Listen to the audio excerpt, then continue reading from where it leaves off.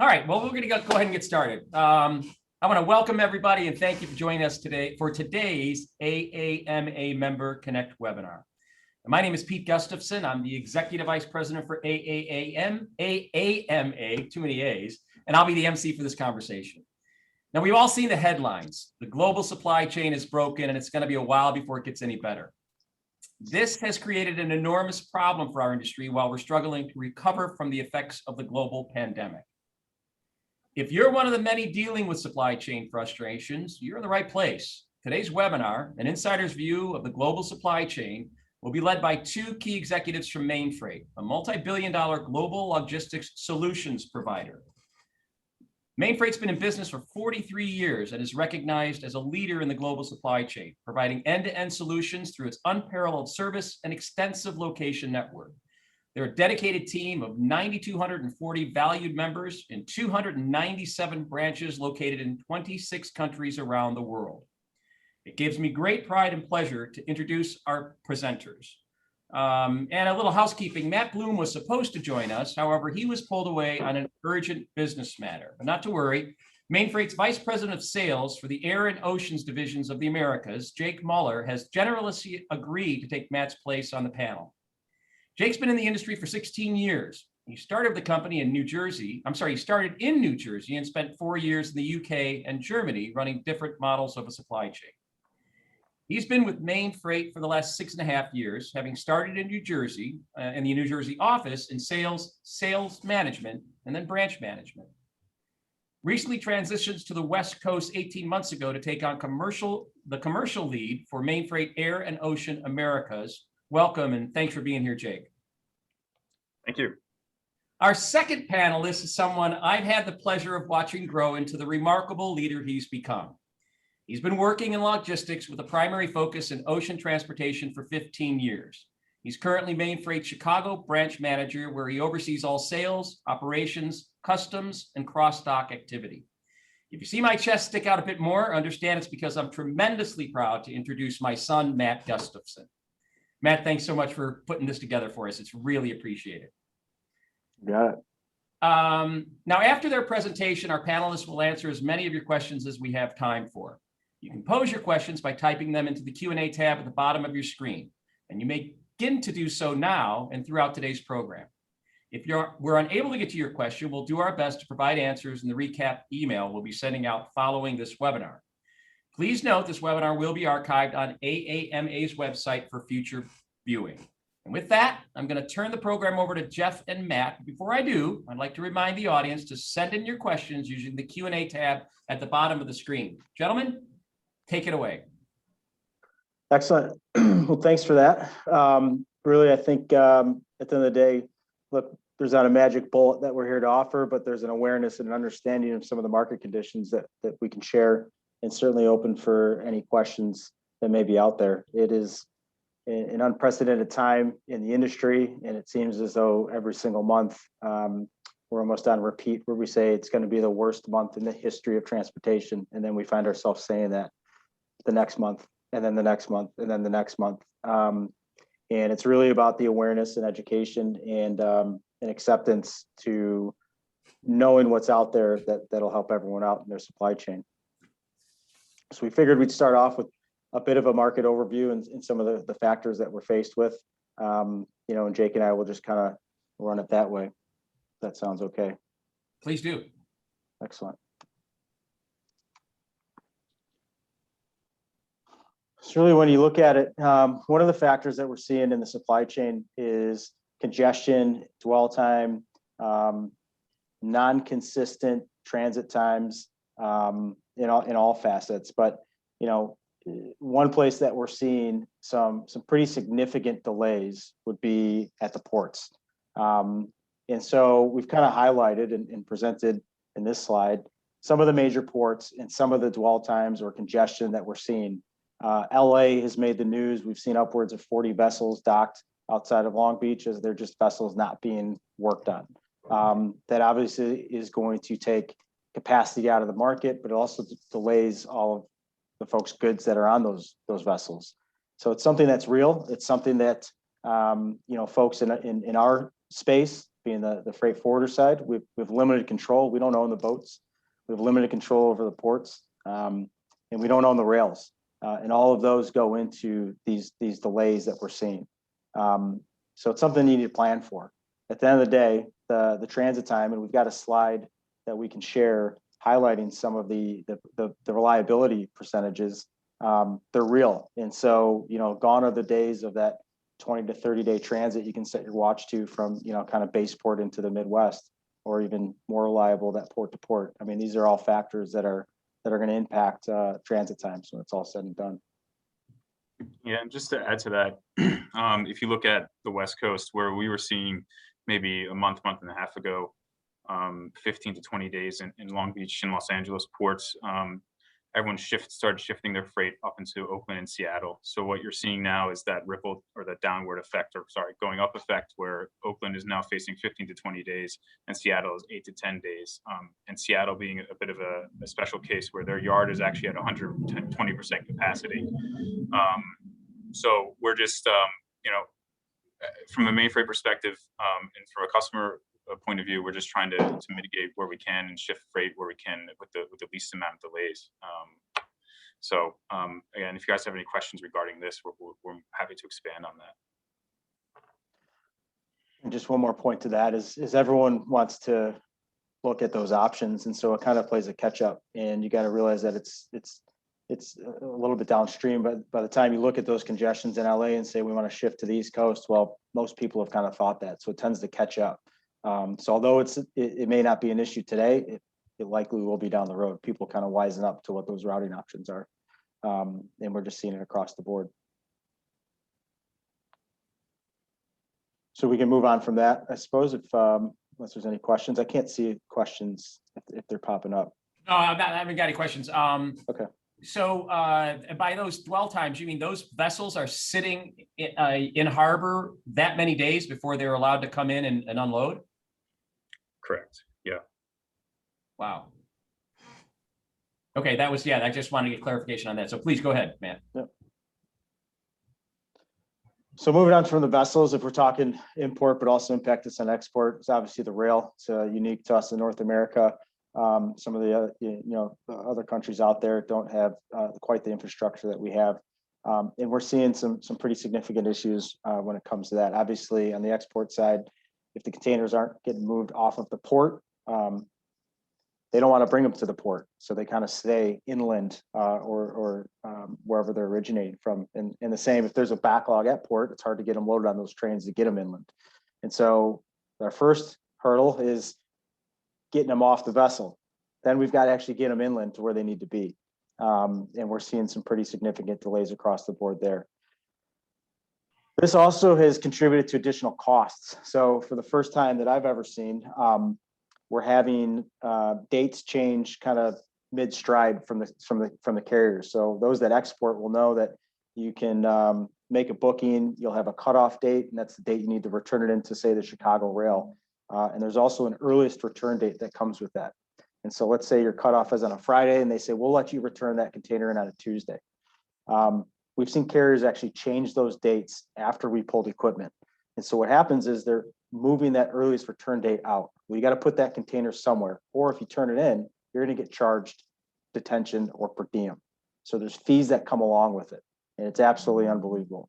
I'll tell you that if you're lucky enough to turn it in, that's a win.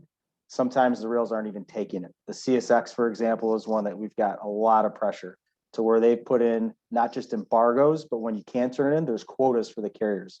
So it's basically get in line and wait. And we've seen some of these drivers and the hours of service just not even want to take containers. It's been extremely hard to find partners that will even service the CSX in Chicago. They flat out say, we don't want it because we know we're going to lose a driver for the day if we can even get the container turned in. So myself in Chicago, I've got a little space that I can house containers, and it's more frequent than not that we're having containers dropped here in my yard, just for us to wait until we can get it in-gated. And so the rail congestion's a real thing as well, and another hurdle that we're faced with out there in this kind of market that we're in. And to compound the issue, what we're also seeing is some of the ocean freight carriers completely pull their capacity out of the Midwest or the inland rail yards. And the reason they're doing that is they want to get the equipment back to China as much as possible. For context, an export container now to China costs roughly, I don't know, $1,000, $1,500. They can get 10x that for a container inbound. So what they're doing is they're just completely pulling out those containers going inland, turning them as quick as they possibly can on the West Coast, and getting them back to Asia as quickly as possible. So with those carriers pulling out, it obviously shortens the amount of capacity that we have into the Midwest or the inland middle of the country rail yards. So again, another issue that we're trying to mitigate. And so, Jake, to that point, I mean, they're basically the rails are so backed up and overwhelmed, they don't have capacity to take these containers. And the ports don't want to be waiting for these containers when they get them off the boat. So they're making people show up with a 53-foot truck, empty the container onto the truck, and then drive it across the country. Yeah, we're seeing that a lot. So, which also leads to another supply chain issue is domestic trucking. Right now, we're seeing a capacity imbalance of 85% West Coast to 15% East Coast, where 85% of the capacity from a full truckload perspective is leaving the West Coast going east, and there's only 50% coming back in. So a truckload from LA to New York, which used to cost, we'll call it $4,500, is now costing between $12,000 and $15,000. So our customers, since we can't get freight into the Midwest, we are offering a transload service, which what you just alluded to, Pete, is taking the container off the LA rail ramp or yard, bringing it to a warehouse, putting it into a 53-foot and trucking it to wherever it needs to go in the country. I think the key is to not be too stubborn on the way things that were done in the past. I mean, there's roughly 10 global carriers that will service, for example, the Trans-Pacific market. And of that, roughly half of them have pulled out that service, that inland rail service. They're saying, we don't want our containers going in. We're not going to offer that. So we won't give you a booking past port. So we'll get it to LA for you, but then you got to figure out what you're going to do with it. And if you're in Chicago, Columbus, anywhere in the Midwest, you got to get creative. And so, yeah, absolutely. I've seen things come across my desk recently where they're asking to dray containers, which has always been a bit of a foreign concept. The rate I saw on that to get a container drayed from LA to Columbus was $25,000. That's just for the truck move. Traditionally, that was always thought as a crazy number, would have been, $9,000 to $11,000. And no one would have ever done it. And now people are taking it pretty serious. By draying, you mean attaching the container to a truck, a cab, and driving it across the country? $25,000 to Columbus. Wow. Put it on a chassis at the port and driving it all the way. The other options you have are the truck and transload, and then also the flatbed market. But we're seeing capacity in flatbeds, to be pretty limited. All right. So, yeah, fun stuff. All good news, right? Yeah. Man. All right, so we can move on from that unless you have questions. No, I have one. We'll save it for the end. Yeah. Jake, maybe you could talk to this about the Sonata tools and some of the market intel in regards to reliability. Yeah, and I apologize if you can hear airplanes flying over my head. I'm sitting in my New Jersey office, which is right at the end of the Newark runway here. So I do apologize if it gets loud from time to time. So I'll try to mute myself as much as possible when that's happening. But yeah, this is just some market intelligence that we have through a partner of ours called Zanetta. And just right here, and again, this presentation will be available for you, but just gives you some insight as to where the schedule reliability factors are with our carrier partners. If you look at here on the left-hand side, this is from the Far East to the U.S. East Coast, and on the right-hand side is the Far East main China-based ports into the U.S. West Coast. So if you look at, say, the first line on the left, CMA CGM, which is a significant partner of ours, there's an 18% reliability factor against their performance schedules. And when I say performance schedules, that's just the ETA of the vessel. So 18% of the time right now, they are on time. And that's down 55% from this time last year. Wow. So you can see as you go down from, pick a carrier which you want to partner with, it's not looking too good. So I won't go through this line by line, but the green line there is the average reliability, and the yellow line there is the carrier reliability. So on these trades, it's very, very low. I think, an outlier, if you look at the East Coast, is a company called Matson.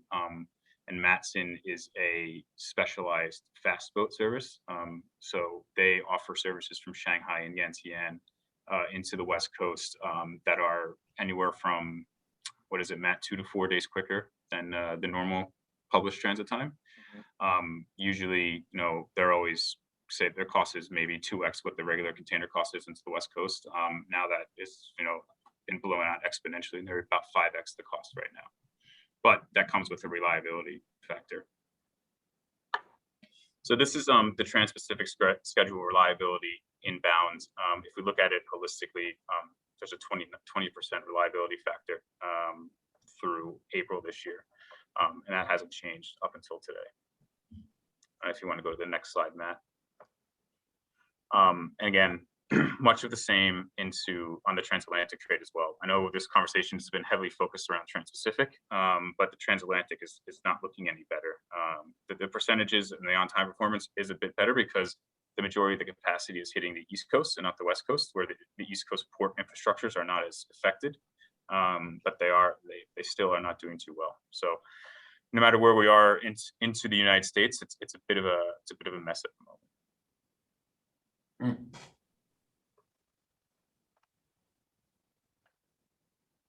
Okay. Any questions on this before we move on? Well, I saw the news today that the Biden administration worked out a 5-year extension of the relaxation of the suspension of the tariffs that started with the airplane wars, Boeing and Airbus.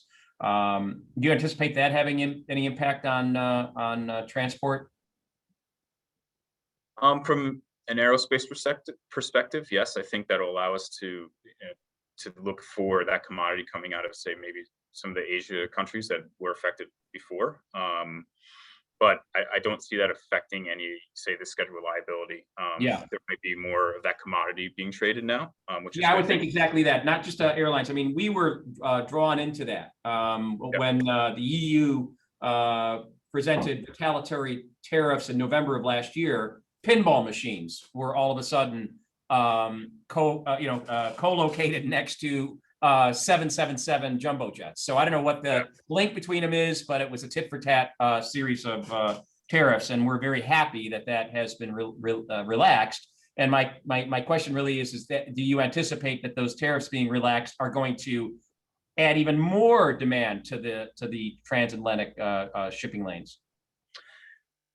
Yeah, I think as tariffs get relaxed, just inherently there will be more people wanting to ship because they'll be peeling back on inventory levels in the U.S.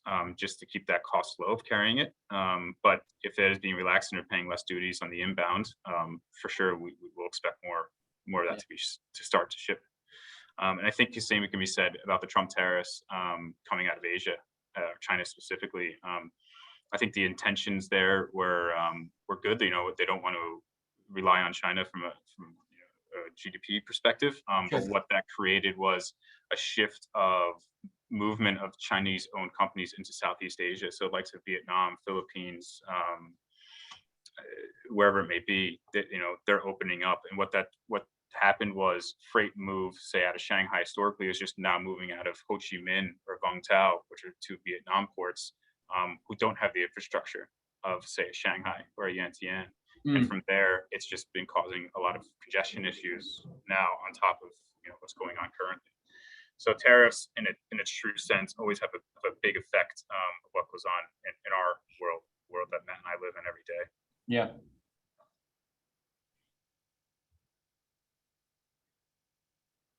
All right. Keep going, guys. Yeah. Yeah.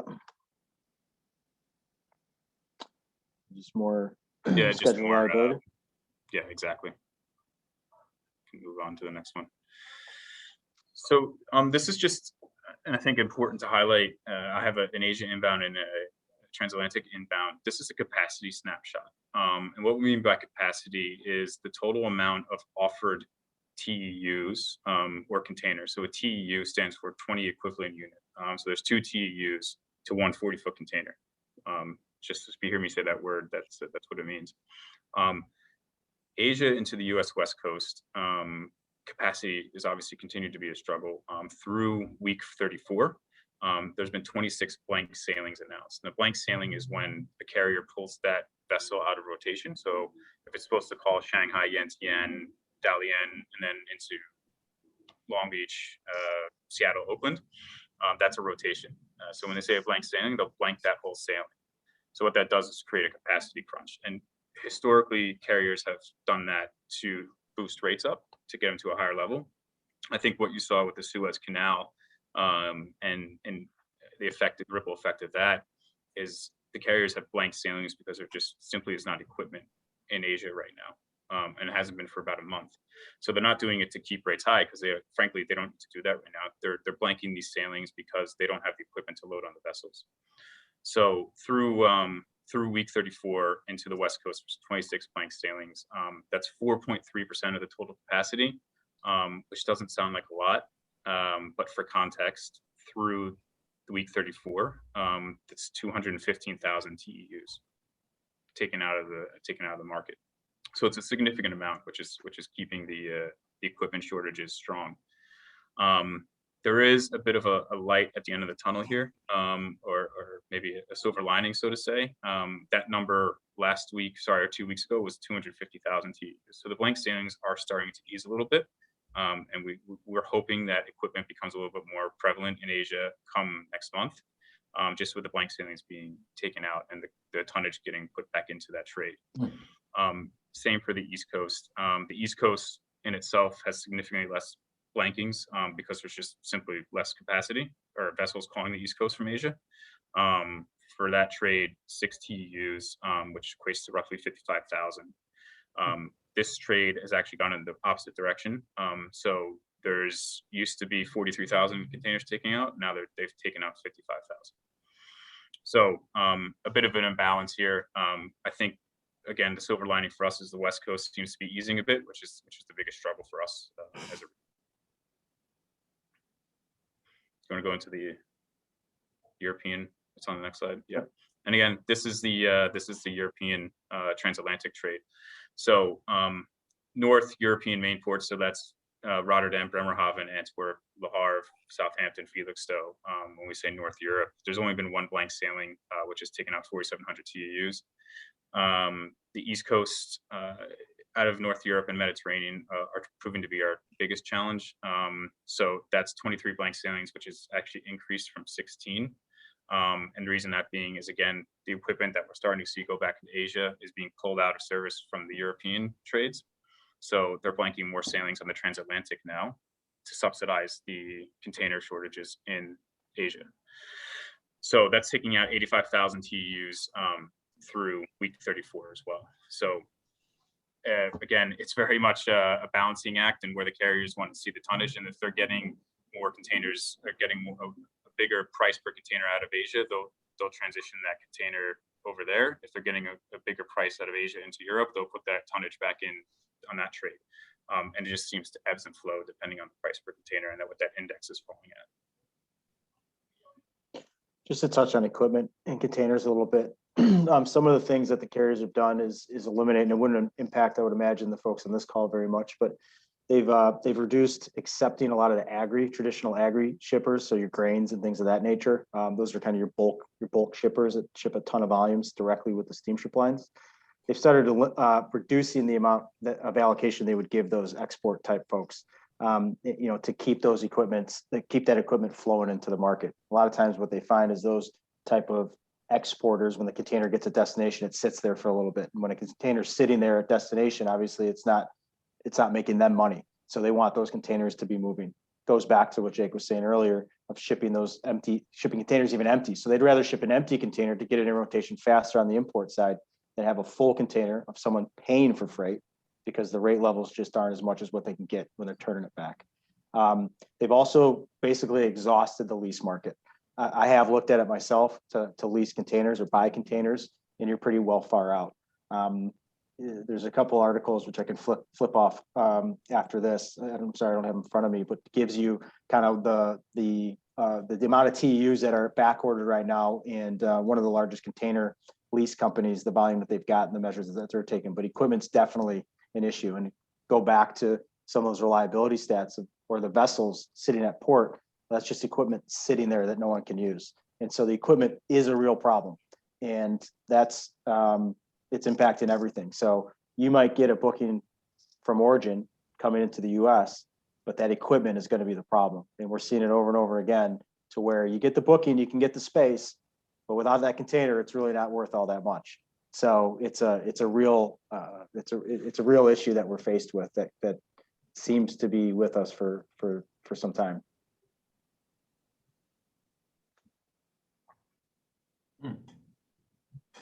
So I'll keep moving on.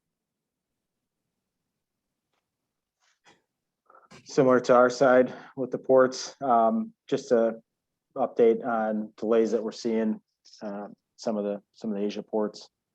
A couple places are okay, most aren't. But just significant delays across the board. And we anticipate, and I think that we've got in a slide or two an overview on some of the recent challenges that we've seen out there that's going to continue to impact the entire service strings. Yeah, and I think adding this in here, we just want to highlight the port congestion just isn't on the United States side. It's very much in the Asia-based ports as well. We're seeing Yantian being shut down because of COVID. COVID cases are increasing.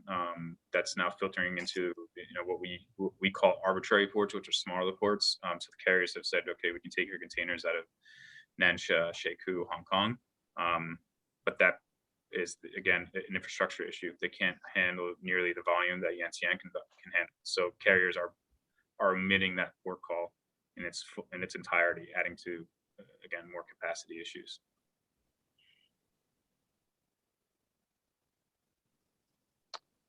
Let's move on from there. It's kind of snuck in just again, using one of the providers that we've got access to, some market intel as far as where the rates have went, and just kind of put a snapshot for last year to show some of the different levels. Jake, if you want to touch on the so this is just contracting. Yeah, so this is an index we use internally and obviously externally for some customers, just to show market trends over a certain time period. So what you're looking at here is July through till today. And you're looking at the red line, which is your low rate level. The orange line is your average, and then the yellow line is the high. And how this platform aggregates its information is companies like Main Freight and our competitors, big BCOs, or the Walmarts, the Costco's of the world, actually send in their contracts to them, and it's a free marketplace where we can go in and just get a gut check of where the market is compared to where our contracts sit. But for you guys, and I guess pertinent to this conversation, this time last year, July in 2020, this is China main base ports into Chicago. On the low side, rates are sitting at 3,500. Right now, rates are sitting on the low side at 6,000. On the high side, on the pure spot level, up to 10,000. So you can see the progression over the year on how expensive it's getting to import goods. And from a customer point of view, we're obviously have to be cognizant of what they're dealing with. For us, we're very much, as an NVO, we're very much a middleman, and we have to pass on costs to our customers like yourselves. But the tough part is that we're finding companies that simply can't afford this. If their commercial value of a container is $6,000 or $10,000, and they're paying that amount, it's just not feasible for them to import from Asia anymore. And the transatlantic trade is not any better. So the conversations we're having is that they're nearshoring their production to the likes of Mexico back into the United States, and figuring out how they can just get some manufacturing or products into their inventory levels. Another thing to add on the rate levels is a lot of these are subject to what they refer to as premium. One company even has they coined the phrase diamond. And what you find if you look back on the reliability, the container availability, everything else, what we've been saying is there's nothing premium about it other than the rate level. The service isn't premium.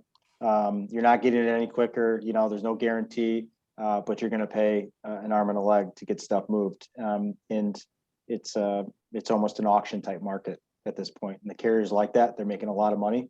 And so those fixed long-term contracts, we're seeing fewer and fewer of those being offered. And they're definitely enjoying the short-term spot type market to maximize the return on some of the profitability that they're seeing out there on the steamship line. Record results across the board. So we don't anticipate that they're going to change that anytime soon.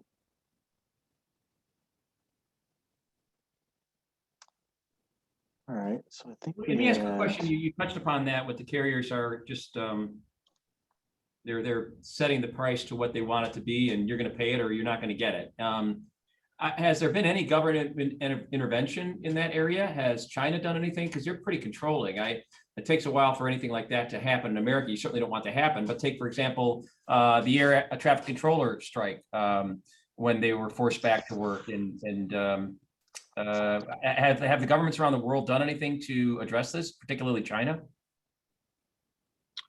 Yeah, China, back in end of November, beginning of December, when the market first started to become a bit crazy or over the top, the Chinese Maritime Commission, I think is what they call themselves, stepped in and put a cap on where the ocean freight contract level can sit. And that hovered around $4,500 into the West Coast, $6,000 into the Midwest, and about $5,500 into the East Coast.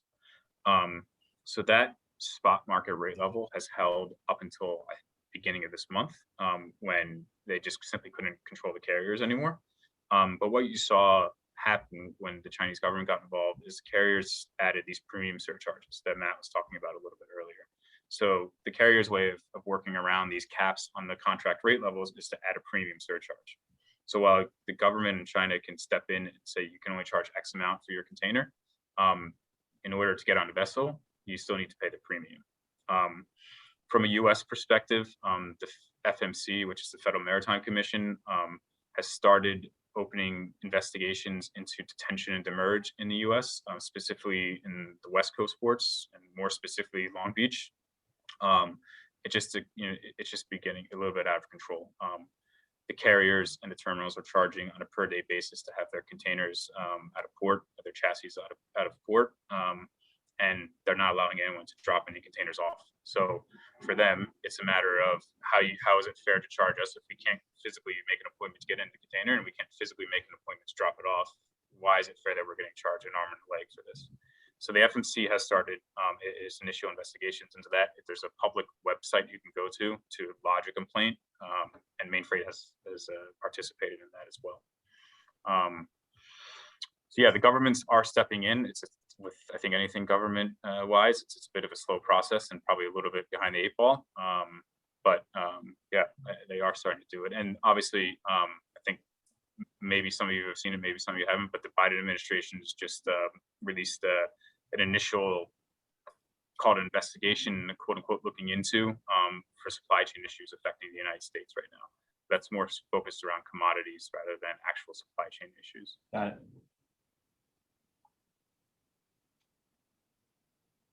Okay, so move on. I think this is just the most current concern that we're faced with right now. Just some highlights that Jake had kind of alluded to in regards to Yantian. Jake, if you want to go over maybe some of the hot topics on this one.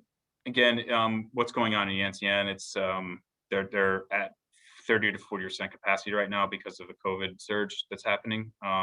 So the carriers have told us we can shift to Shekou, Nansha, Hong Kong. But again, they don't have the infrastructure and or capacity to do that. So what's happening is they're allowing drivers to come in from the Yantian, Shenzhen area into Shekou and Nansha. But if they leave their trucks, they have to quarantine for 2 weeks. So you just have people showing up in trucks, sitting in the cabs. You can imagine what they have to do to survive in there. And so that's it. Again, it's causing a massive amount of delays. The costs are exploding because they simply can't find drivers, rightfully so, who do not want to deal with that. So they're finding different ways of how to mitigate around it. But this is just, again, high level what's going on in the Yantian terminal situation. We do expect it to be cleared up. They are opening it more and more. Next week, they expect to be at 50% capacity. And then the next 3 to 4 weeks, they expect to be fully at 100% operational capacity. So there will be a ripple effect from this, just like Suez. But we're hoping that it gets mitigated a little bit quicker. if there's anything that's good about the Chinese is that, you know, they'll step in and fix this stuff pretty quickly. So Yeah.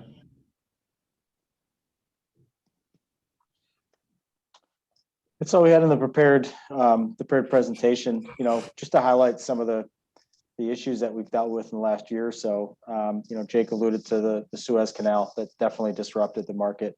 We're dealing with the Antian port. They're saying that could impact us just as much as the Suez, actually a little bit more is our estimate when you look at TU, overall TU count. There's been these just random things. There was a crane incident in Taiwan a week or so ago. You know, that's going to impact us a little bit. But not only that, one of the most concerning things that we've been faced with, and just kind of touching on it, is that we've seen 3 of the major carriers shut down with cyber attacks in roughly the last year, maybe 2 years. One just got announced today. And so that cybersecurity is something that we continue to talk about internally. But once it shuts those carriers down, again, it's another disruption that just they can't operate. And so you're faced with some other delays on top of all the other conditions that are out there. And then lastly, I think we alluded to a little bit, is the port strikes potentially looming with the labor negotiations. And so you kind of have this. No, I don't think storm. you and I talked about that before. We didn't touch on that. Yeah. So yeah. So as we look to what we believe, our best crystal ball guess is that some of these market conditions will be a little bit relieved coming into, you know, maybe the 9 months from now. But then we're going to be heading into the ILWU, which is the West Coast union that operates the ports. Their contracts up. And so I think we said it was around 2016 that the last time this happened, and right. They're going to take advantage of this market. They see how much the carriers are making. You know, that can be, you can obtain that information pretty quickly. They're seeing the congestion issues. They're seeing all the COVID stuff they've had to deal with, and they've been shut down. We've been shut down on our side, meaning the U.S. Some of the ports due to COVID as well. They're going to want to protect their workers. They're going to dig their heels in, is our best guess, and get the most out of this that they can. And so we definitely anticipate that that's going to be a disruption when that comes up. So unfortunately, not a lot of good stuff to look forward to. But like I said from the start, it's that awareness and understanding so that you can plan accordingly or plan better or longer. That'll help you out long term. So let's go to some of the questions that came from the attendees. I've got a few myself as well I prepared. Dave Pilato asked, how long do you see this continuing, and how long to clear the backlog? Yeah, I think I kind of touched on that. I mean, the market's going to be disrupted, our best guess, and the folks that I talked to, at least on the main freight side. Jake, I hope you agree with me on here. At least 2 years, we're going to see some type of disruption. I've heard upwards of 4 years. I was part of a meeting a few weeks ago with a pretty high volume customer, and they've got other partners. And we told them our best guess was 2 years, and they kind of had a sigh of relief, and they said, that's good news. Everyone else is telling us 4 years. So it depends on who you talk to, but it's here to stay for a bit. Again, the carriers are enjoying it. I don't know how much longer we'll be able to pay for it as consumers. So that's something for us to consider. But it's not overnight, you know, as I just said, going into next year with the labor strikes potentially looming at least another year, best case. Dave asked another question. How do you see the pricing changing over time? Meaning, do you see them continuing to go up before coming back down? Or do you see the prices staying high for some time? A year ago, a 40-foot container from China cost them $4,800, and now it's $18,000 to $19,000. Yeah, we expect them to stay high for the foreseeable future. Again, with everything that's going on currently with the capacity and equipment issues, in early Chinese New Year, we expect that crunch to stick through to at least next summer minimum. So I think a bit of respite. You know, again, that 4,800 last year, I don't think we'll ever see those rate levels again.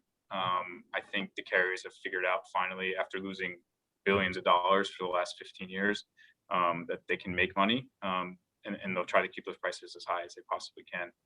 I do suspect that it will stabilize.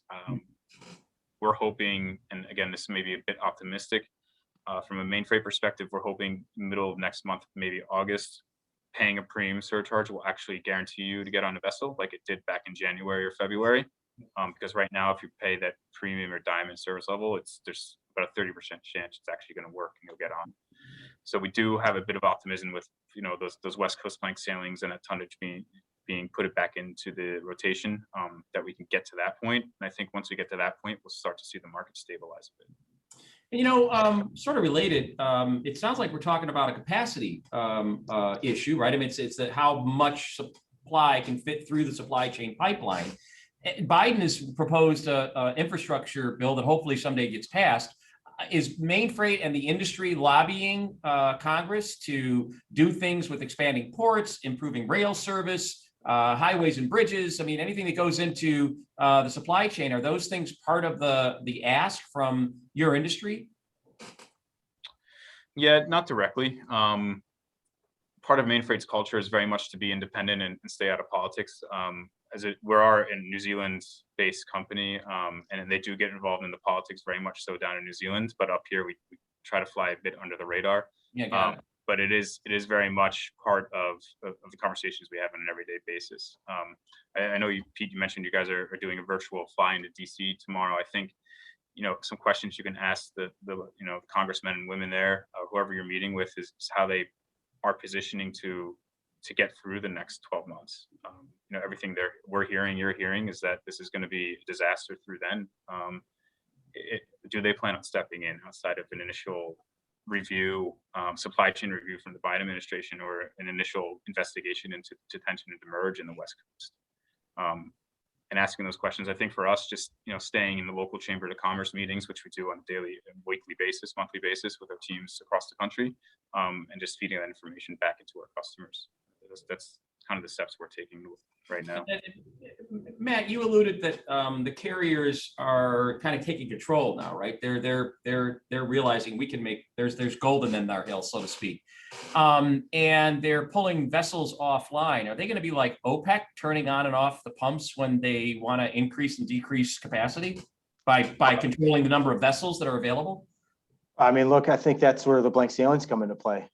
They've been doing that, they've kind of got the basic of economics down to a science. Finally, I mean, we've said for a while that we want them to make some money. We just don't want them to make this much money. So it's part of me thinks it's great that they've figured some stuff out, but they're getting a little bit greedy with the way they're going about it. The rates are just, they're not acceptable. And so when you look at someone like Maersk who's the largest carrier in the world, largest steamship line in the world, Q1 of 2020, they made somewhere $215 million. They reported Q1 this year at almost $3 billion. Huh. So a pretty ridiculous increase, and it needs to stop at some point. And that's what we want to work towards. I think going back to, sorry to backtrack a little bit on the rate validity and the rates and stuff, but I did have a comment on that. Is what we're seeing less of is long-term fixed pricing. So long ago, you would, on an import rate, you'd get your rate on file and it'd be valid for the entire year. So you'd file that rate for the year and you could ship all year, no problem at that rate level. Then the carriers started introducing peak seasons. Those became the norms. And then you hear this thing which is called a PSS. It's a peak season surcharge. You'll see these acronyms kind of flow through. And then there's another one called a GRI, or a general rate increase, or gross rate increase. We're seeing more and more of those. So what we're seeing the carriers, they're stopping these long-term fixed price offerings, and they're getting more towards this. Like I said, they won't say it's an auction model, but these kind of spot contract 15-day validities with GRIs potentially coming throughout. And so call it a GRI, call it PSS, call it whatever you want. It's an increase to the rate. And so we're seeing more and more of that. And so do your due diligence if you are involved in any kind of importing or exporting, and make sure that if you've got an order that's coming up 2, 3, 4 months from now, check that rate, because what the rate is today, it's not going to be that rate a few months down the road. It will expire, and you'll need to make sure you get quoted again from whoever your partner is. And you don't want to be stuck with a tariff type rate or not knowing what the validity is. And unfortunately, that stuff goes on. If you ship something without a valid rate, then you don't have a valid rate. There's no contract to kind of hold either party accountable for. So make sure you keep an eye on that. That stuff would be a recommendation. forewarned is, forearmed is forewarned, yeah. Joe Camerata asks, what is causing the delay in the ports? Is it the backlog? Is it labor? Is it volume? Is it all the above? Yes. A, B, C, D. It's D. Yeah, it's a little bit of everything. I think when COVID first hit last year, or when we first started locking down, everyone panicked, right? The carriers panicked. They started blanking sailings, pulling capacity out of the market because they just thought that everyone is going to stop shipping, and the consumer market was going to fall off, the face of the earth. What we saw very quickly, I'll probably say end of May, beginning of June, right, Matt? Maybe July, last year, is that because people were not traveling, weren't going to the supermarket as much, we're not going to bars and restaurants, that hospitality sector, there's a lot more money in people's pockets. That coupled with the stimulation checks that have filtered through, people are buying more and more. So what we're seeing is just the equipment issues, the capacity issues, coupled with an above average purchasing of the American consumer, so to say. We're just seeing everything at its max levels that we've never seen before. So that's what's caused it. It's a combination of what you mentioned there. But yeah, it was a bit of a wild ride for us. Still is a wild ride on a daily basis. And Joe asked a similar question that I asked earlier. Besides the Biden administration supply chain disruption task force to address short-term supply chain discrepancies, interruptions, do you have any suggestion on what the federal and/or state government can do to ameliorate this issue? And that's specific to the fact that we're going to Congress tomorrow. We're going to be before them. We're not the biggest industry in the world, but we want to have a seat at the table so that we're considered in the group when choices are made by Congress as to how they're going to address this. So I guess it really is, we're going to that tomorrow. You talked about the labor issue. You talked about, do they have a vision for infrastructure as it relates to the supply chain and what that might be? Because clearly it needs help. So yeah, two-part. I mean, is there anything in addition to those things that we talked about we should be bringing to Congress tomorrow? Mark, Matt, you mentioned the FMC rates or the FMC. What are the talking points we should be addressing there? Well, I mean, look in their statement online, Federal Maritime Commission, their service, and I'll just read it verbatim. They've worked to ensure that neither activities of liner shipping groups, steamship lines, nor foreign government laws or regulations impose unfair costs on American exporters or on American consumers of imported goods. Just curious of what they're doing, right? What measures can they take? Not honoring their code is what you're saying? We talked about rate stability. We talked about the Chinese Ministry of Transportation stepping in. We have not seen that, short of some of these detention things that Jake mentioned, but we haven't seen that on the ocean freight. I'd be curious to know what conversations are having in that regard, if they can do anything. But I think that's a big one. And then again, if they're aware in what's being done for some of these union contracts being up, are they prepared? Are they having that conversation? I don't know. But those are some looming things that are out there that are going to come up, and it's going to get here quickly. So we're going to want to have that sorted. And honestly, I mean, that every bit as much as anything else creates is a clear and present danger to the United States. If we can't get supplies flowing, we are a global economy and need to get things back and forth.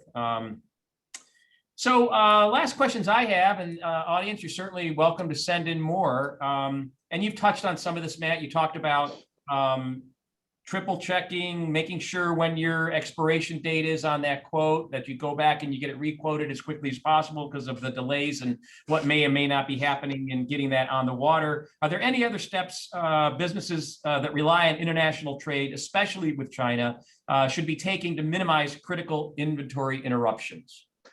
I think, from my perspective and dealing specifically on, the operational component of it is, look, equipment's hard to get.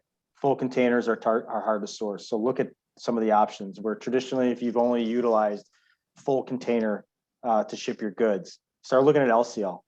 What's the most important product that you need to get over here? Can you get a couple pallets away every single week? Can you part lot that stuff up? because the only alternative is that you're delayed and then you're putting it in the air. And regardless of how high the ocean freight rate gets, it's still more expensive to put it in the air. So if you want to avoid that, then, look at those ways that you can kind of get creative. Look at different port pairs. The rates won't be pretty, but if you need to get your product here, you're going to have to be a little bit relaxed on some of those standards that maybe you've had historically. Sure, that truck and transload stuff, that model, whereas, yeah, it is the cheapest way to use the rail to get stuff into Chicago, but if you can't get it into Chicago, would you rather just not have your product? So looking at a truck and transload, is another way that we found, folks are starting to look at to keep their supply chain moving. Just keep your options open.